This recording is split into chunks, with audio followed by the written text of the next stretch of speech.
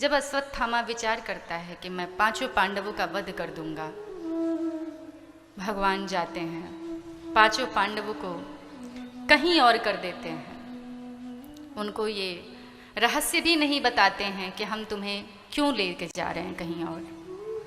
अर्धरात्रि की वेला में आता है अश्वत्थामा और उसने द्रौपदी के 5 पुत्रों का सर काट दिया सोते हुए।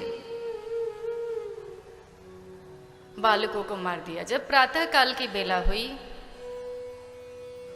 सभी को ये बात मालूम चली, द्रौपदी को भी ये बात पता चली कि मेरे 5 पुत्र और 5 का वध एक ही बार कर दिया अश्वत्थामा ने। भीम, अर्जुन, नकुल, सहदेव, युधिष्ठिर, ये सारे लोग बहुत व्याकुल हैं, बहुत विलाप का तो कोई ठिकाना नहीं है, क्योंकि किसी के 5 पुत्रों और 1 का भी वध हो जाए तो वो अपना आत्मसंतुलन खो देता है। यहाँ 5 पुत्रों को एक ही बार मार डाला था अश्वत्थामा ने। द्रौपदी बिल्कुल स्तंभित है, द्रौपदी के मुख से आवाज भी नहीं निकल रही है और ना ही द्रौपदी को कुछ सुनाई दे रहा है, ना ही द्रौपदी रो पा रही है। ये स्थिति है द्रौपदी की। भगवान श्री कृष्ण आते हैं, द्रौपदी को कोई कितना भी कुछ कहता है लेकिन द्रौपदी होश में नहीं है, बस एकटक एक तरफ देख रही हैं। भीम बार बार कहते हैं कि तुम चिंता मत करो, हम अश्वत्थामा को लेकर के आएंगे, उसका गला काट देंगे हम। अर्जुन कहते हैं कि मैं लेकर के आऊंगा, तुम जो कहोगी वो सजा उसको दे दी जाएगी, लेकिन एक बार बोलो तो कि तुम क्या चाहती हो, तुम्हारे मन में क्या चल रहा है, तुम एक बार कहो। द्रौपदी कुछ नहीं बोलती है, द्रौपदी नहीं बोलती है। भगवान कहते हैं कि भीम तुम जाओ अश्वत्थामा को लेकर के आओ। भीम अर्जुन जाते हैं और अश्वत्थामा को बांध करके लेके आते हैं। सामने अश्वत्थामा बांध करके लाया गया है और तब भगवान श्री कृष्ण द्रौपदी से कहते हैं कि देखो द्रौपदी, मेरी बात सुनो, जिसने तुम्हारे 5 पुत्रों का वध किया है वो तुम्हारे सामने है, तुम बताओ इसके साथ क्या करना है, इसको कौन सी सजा दी जाए।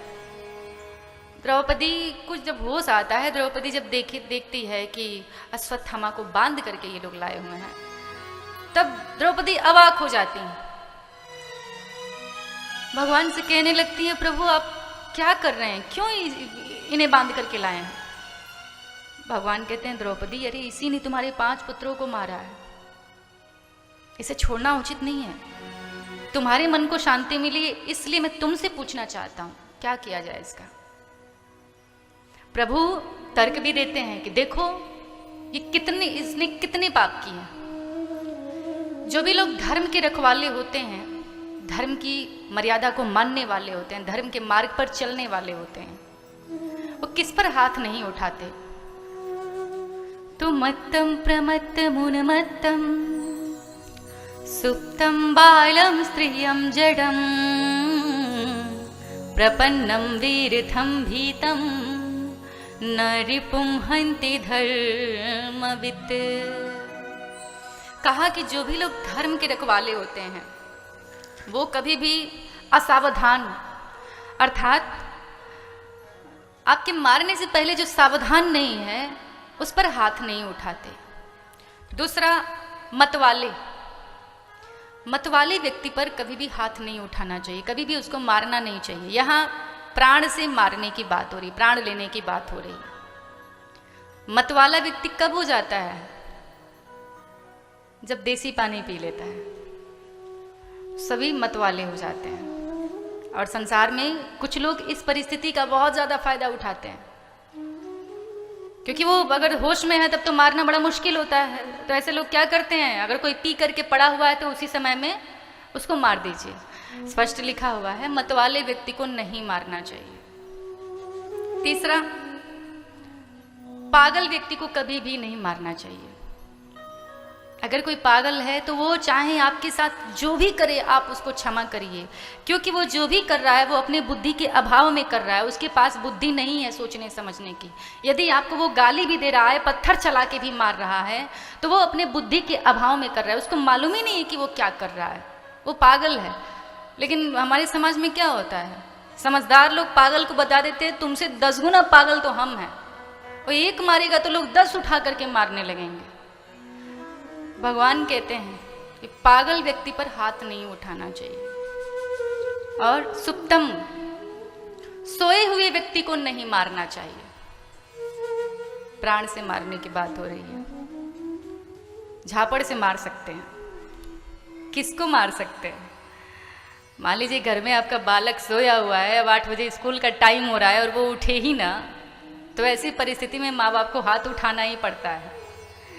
वहाँ के लिए नहीं है, यहाँ प्राण से मारने की बात हो रही है। तो सोए हुए को नहीं मारना चाहिए। सुप्तम बालम, 5 वर्ष से नीचे का बालक चाहे कितना भी बड़ा अपराध क्यों ना कर दे, उसको नहीं मारना चाहिए, चाहे वो कितना भी बड़ा अपराध क्यों ना कर दे। क्योंकि अगर कोई 3 साल 4 साल का बालक है, आपका कोई 10,000 का मोबाइल वो तोड़ दिया, तो उसकी कीमत आपको मालूम है कि 10,000 रुपये कितने मेहनत से आता है। उस बालक को नहीं मालूम है कि 10,000 रुपया कितने मेहनत से आता है, चाहे 10,000 की कीमत क्या होती है, उसको नहीं मालूम होता है। इसलिए 5 वर्ष से नीचे का बालक कोई भी अपराध करे तो उसको नहीं मारना चाहिए।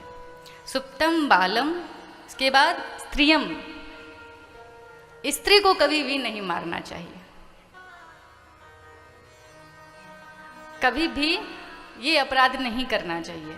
जो धर्म के रखवाले होते हैं वो कभी भी स्त्री को नहीं मारते और स्त्री पर हाथ भी नहीं उठाना चाहिए। तो जो संसार में कहीं नहीं जीत पाता वो आकर के सारा क्रोध अपनी पत्नी पर ही उतार देता है, क्योंकि जानता है कि सबसे बेचारी तो यही मेरा कुछ नहीं बिगाड़ पाएगी, बाकी तो सब लोग वही बिगाड़ लेंगे।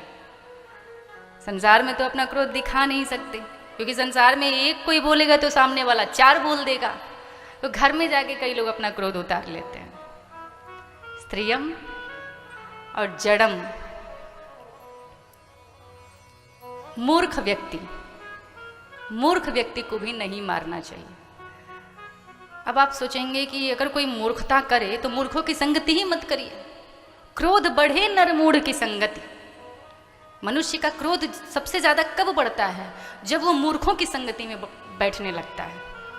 क्योंकि एक अकेला खूब समझदारी की बात करेगा और 2 बैठ करके खूब मूर्खता की बात करेंगे और उनकी बात उसे अच्छी नहीं लगेगी। वो बार बार अपना तर्क देगा, तर्क देते देते क्या होता है, पूरा क्रोध आ जाता है।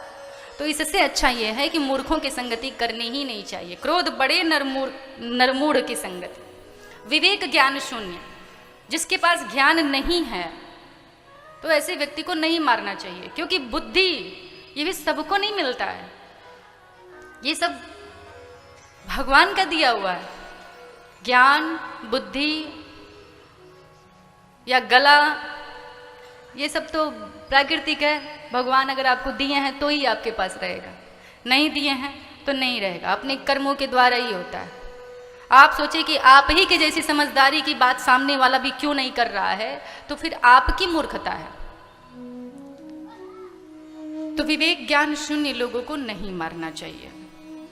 उसके बाद शरणागत, आप अगर किसी को मारने की तैयारी में हैं, मारना चाह रहे हैं, मारने से पहले ही वो आपके शरण में आ जाता है, तो ऐसे व्यक्ति को नहीं मारना चाहिए। भयभीत, आप किसी को मारने वाले हैं और मारने से पहले ही वो बहुत भयभीत है कि फला मुझे मार देगा, फला मुझे मार देगा। आपको अगर पता चल गया कि मारने से पहले ही वो बुरी तरह से भयभीत हो चुका है तो आप उसको नहीं मार सकते।